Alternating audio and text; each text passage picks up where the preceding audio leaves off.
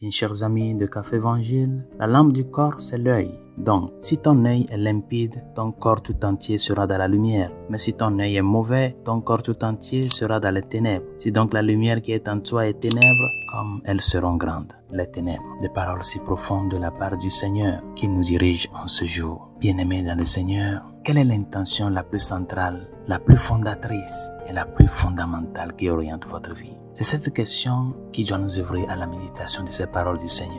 Et l'intention première que vous devriez vous efforcer d'acquérir dans votre vie de tous les jours, dans ce que vous êtes et dans ce que vous faites, est de donner à Dieu la plus grande gloire possible. Rendre gloire à Dieu est accompli lorsque vous le choisissez, lui et sa sainte volonté, avant toute autre chose dans la vie. Quand tu te lèves le matin, ta première préoccupation en te levant de ton lit doit être: que dois-je faire en ce jour pour que ma vie soit une action de grâce à Dieu? C'est ça qui doit être l'horizon de ta vie. Avant que tu ne mettes pied au dehors, avant que tu ne te mettes au volant pour le travail, que dois-je faire en ce jour pour que ma vie rende gloire à Dieu? C'est ça, chers amis. Et lorsque cette intention est la plus profonde et la plus fondamentale de votre vie, tout le reste en découle. Et toutes les intentions et actions secondaires s'aligneront sur ce point central et travailleront à son accomplissement.